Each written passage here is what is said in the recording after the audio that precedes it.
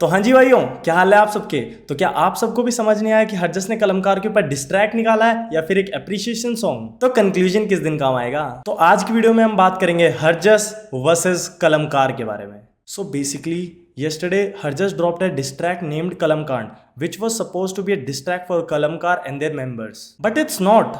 जी हाँ मेरे कलमकार के चाहने वालों, ये गाना डिस्ट्रैक्ट नहीं था फॉर कलमकार स्पेसिफिकली। हरजस भाई आप तो बाल बाल बच गए। तो भाई देखो, मैं तुम्हें बेसिकली सीधा सीधा बता देता हूँ कि ये गाना एक डिस्ट्रैक्ट नहीं है, बल्कि ये गाना एक इंडस्ट्री डिस है और कलमकांड इसका नाम सिर्फ और सिर्फ हाइप के लिए रखा हुआ है। अब तुम लोग बोलोगे कि भाई एक इंडस्ट्री डिस क्या होता है। जैसे कर्मा ने 3 साल पहले एक गाना निकाला था जिसका नाम था टेक डिस, और जैसे बेला अपने काफी गानों में बात करता रहता है कि इंडस्ट्री उसको सपोर्ट नहीं कर रही है, he is not getting what he deserves, और बड़े बड़े रैपर उसको सपोर्ट नहीं कर रहे हैं। Same way Harjas is also disappointed with the DHH industry, as उसे उतना नहीं मिला जितना उसे चाहिए था। नहीं, मैं खाने की बात नहीं कर रहा हूँ, मैं बात कर रहा हूँ एक्सपोजर और व्यूज की और थोड़े पैसे की भी, कि भाई उसे इंडस्ट्री के रैपर सपोर्ट नहीं करते एंड ऑल दैट। नहीं, लेकिन इसका मतलब ये नहीं है कि गाने में शॉर्ट्स नहीं है दोस्तों, है, मैं बताऊंगा ना तुम्हें। This is what Harjas means when he is taking shorts. तो भाई अगर कभी गलती से भी हरजस ने मर्डर कर दिया ना, तो वो सीरियल किलर नहीं, सीरियल किलर होगा।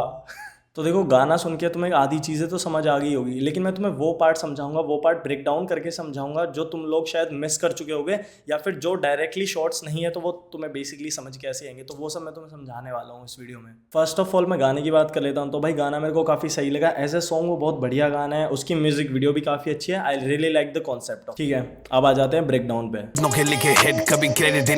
सबसे पहले हरजस भाई कहते हैं कि उन्होंने बहुत लोगों के लिए हिट गाने लिखे, लेकिन उनके लिए उन्होंने कभी क्रेडिट ही नहीं लिया। तो वो यहाँ बात कर रहे हैं किंग और हरजस का एक गाना आया था किंग की एल्बम द गोरिल्ला बाउंस में शामे, जो कि बेसिकली सबसे पहले हरजस का गाना था। He approached King for the feature of that song, लेकिन किंग को वो गाना काफी ज्यादा पसंद आया, इसलिए हरजस से उन्होंने वो गाना लेके अपनी एल्बम द गोरिल्ला बाउंस में डाल दिया। और हरजस वाला पार्ट जो हुक था वो किंग ने गाया, तो अब लोगों को लगता है कि वो किंग का गाना है जिसमें हरजस का फीचर है, लेकिन ऐसा नहीं है। मैंने छोड़ा कलमकार, कभी डिस भी नहीं किया।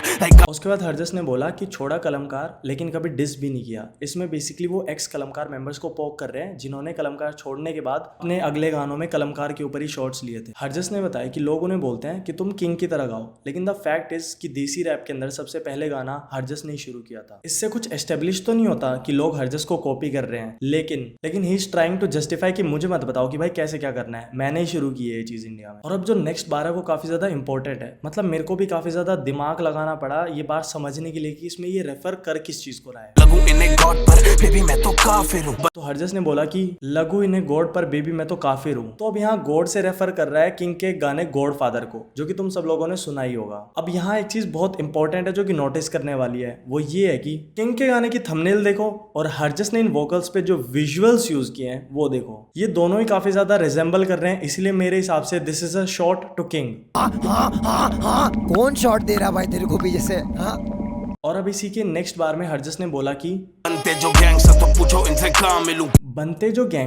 पूछो उनसे कहाँ मिलूं। तो इसमें भी हरजस किंग और कर्मा की कोलैबोरेशन ट्रैक को मेंशन कर रहा है जिसका नाम था गैंगस्टर लाइफ। तो ये शॉट जो लिया गया है वो भी किंग और कर्मा के ऊपर ही लिया गया है। और हरजस ने इसी ट्रैक में मेंशन करते हुए बताया कि उसकी जो एल्बम है वो 2 साल से डीले हो रखी है, क्योंकि वो एल्बम आने वाली है सोनी म्यूजिक लेबल से, और सोनी उस एल्बम को डीले कर रहा है, ना कि हरजस। तेरा तेरा तेरा तेरा हूँ मैं तेरा तेरा तेरा तेरा हूँ मैं अभी भी, होती जब है रात साथ देता नहीं रवि भी। तो हरजस भाई ने यहाँ पे जो बात बोली है उस चीज के 2 मतलब निकलते हैं। पहला मतलब, एक तो जब रात होती है तो सूरज ढल जाता है और सूरज को ही रवि भी बोलते हैं। एंड एन इम्पोर्टेंट वन, रागा का असली नाम रवि है, और हरजस यहाँ पे कहना चाहता है कि जब रात रहती है, मतलब बेसिकली जब हरजस मुसीबत में रहता है तो रागा भी उसका साथ नहीं देता है। This is a very indirect shot to रागा।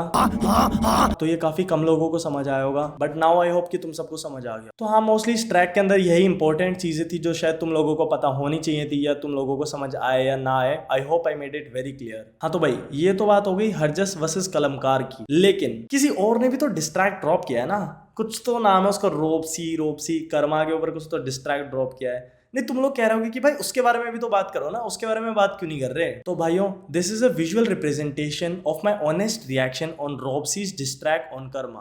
बहन जो टट्टी गाना भाई, ये क्या है बहन जो चूत टट्टी लोड़ा लसन बहन जो भोसड़ा हट बारे बहन की चूत, और छी छी छी क्या हकास देख लिया यार।